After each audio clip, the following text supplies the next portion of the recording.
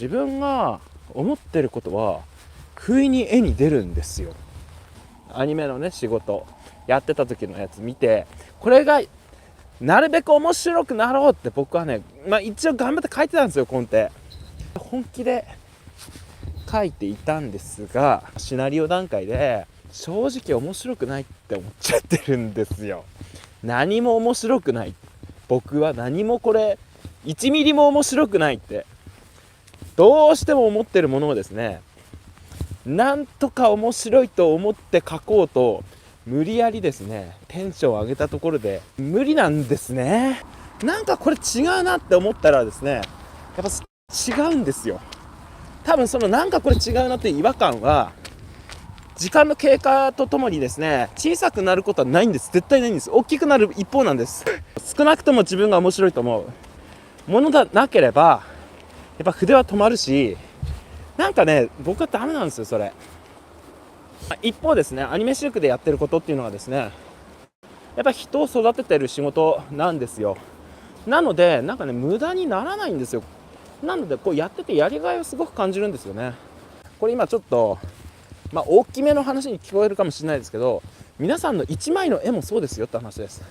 女の子がいる、男の子のキャラがいる、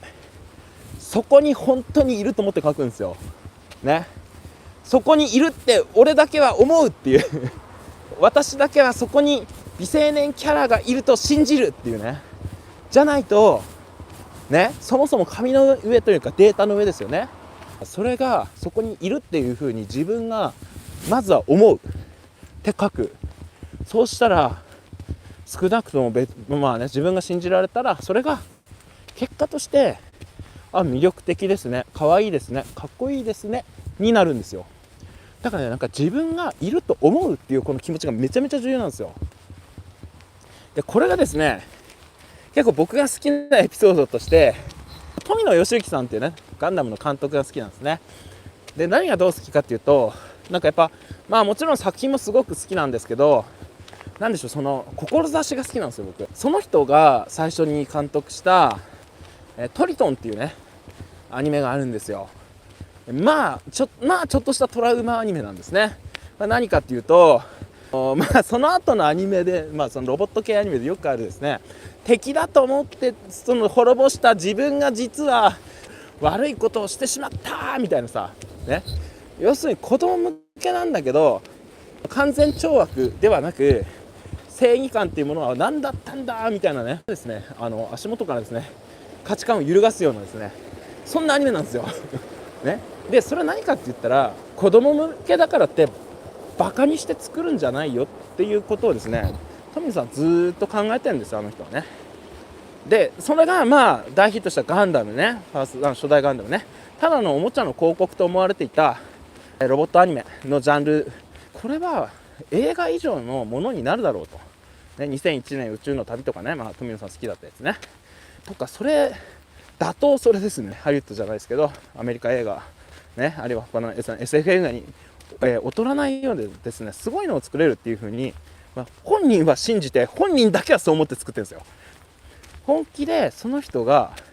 これはただの子供騙しのロボットアニメだと思って作ったらやっぱそうなるんだよ。でそうじゃなくて、これは映画だと、これは大人が楽しめるようなっていうか老若男女ね、子供も大人も楽しめるような一流の作劇であると、映画であるというふうに本人が意識してそうなるようにひたすら、作ってたわけですよ。ただね、信じりゃいいってもんじゃないですよ。そのためにはちゃんと準備が必要なんですよ。用意周到なというかね。ただ適当に信じることなんて人はできないんですよね。例えばこれは本当一枚の絵もそうですよ。全部そうなんです。例えばこうやって僕が雪を持って握ってますよね。例えば雪を持ってる手を描くとして、これを皆さん絵で描いて雪の感触とかを信じられますかってことですよね。感じられないでしょ、雪持ったことない人はね。信じるためには知識と体験が必要なんですよね。ただ適当に信じろなんて無理なんですってね。だから見ながら描かなきゃダメなんですよ。なんで見て描くのってね、なんで、理解して描かなきゃいけないのって言ったらですね、見て理解して形が分かったものでなければそこに存在してるような気がしないでしょ普通ね。だからそこに存在しないよう自分の中で、脳みそでイメージできてないものを書くんじゃないよってことなんですよ。実はそこにそのものがあると思わないとダメなんです。例えばその富野さんのガンダムとか本当コロニーとかさ、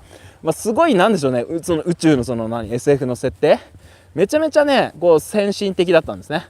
当然ながらめちゃめちゃ詳しいわけですよ。もうありえないぐらい。とにかくあの人は宇宙とかその SF とかあるいはもうそれに関するですね知識がもう膨大なんですよ。莫大なんですよ。ありえないぐらいですね。もうその周辺のそのガンダムに出てこない関係の細かい話をですねもう永遠と知ってるんですね。だからあの世界観に厚みがあって説得力があるわけですね。なので知識なくしてそこにそれを描くことなんかできやしないんですよ、ね、だからただ信じて書けってのは無理です。そのためには圧倒的な知識と経験値キャリアが必要なんですよ。だから僕もですね最初からそこにキャラクターがいると思って書けませんでした。最初やっぱ空間も曖昧だしデッサンも曖昧だし、だからそういう意味では空間や立体や基本的な比率ねキャラクターから始まって空間を描くに至るまで、それっていうのは何かっていうとそこに実在感をそこに存在するかのように見せるために、自分も錯覚できる、そしてそれは他人も当然そこにいるかのように思わせるために絵の技術っていうのはあるんですよね。